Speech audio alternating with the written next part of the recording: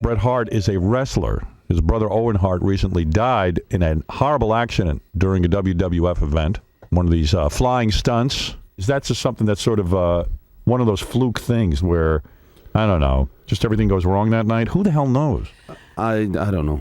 Who knows? I think what it comes down to is, it's one of those. It's like an accident. And evidently, your brother was a great guy. From everyone, any of the wrestlers I've had on this show, they just talk about him in a glowing way. They feel that he was just a down-to-earth guy, not carried away with the business, not carried away with his fame and success, and was a down-to-earth, nice guy to hang with on the wrestling circuit. Yeah, he was. I can't think of a better guy. He was such a great guy on the road. He was, and he was a great family guy. Right.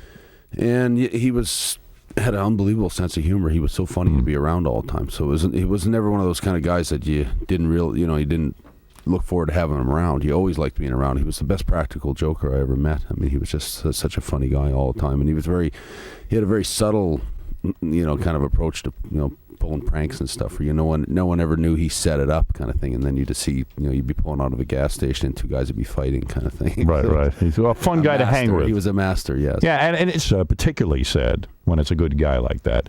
And you and your brother were close growing up, and your father was an intense, not only wrestling fan, but was he a wrestler himself? Yeah, he was a wrestler, and then he basically became a promoter, which means he sort of used to run the wrestling out in Western Canada. Did you not like him? Was he one of those dads that pressured you into wrestling and forced you? Did he?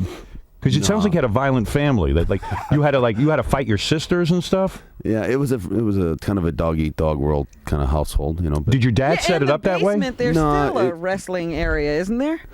Yeah, there's a little room they call the dungeon, which still works. But I don't understand growing up. Like, your dad's into wrestling, so therefore all of his kids have to fight each other?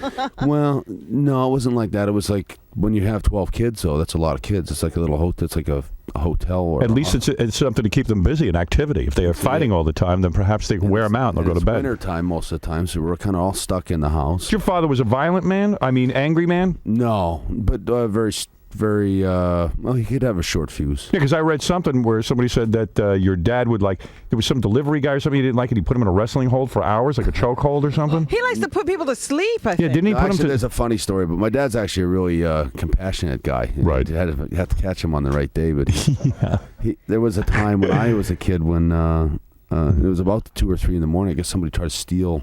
My dad lived further out in the city than he lived a few miles out of town. Yeah.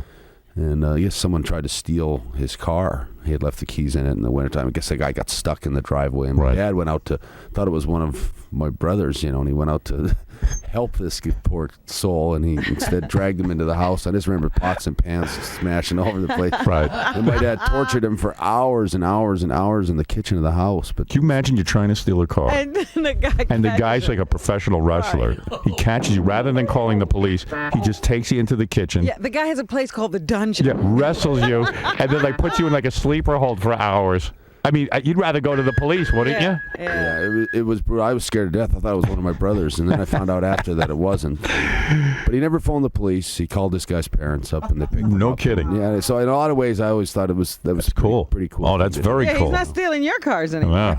I know. I wouldn't be doing that. That is very cool.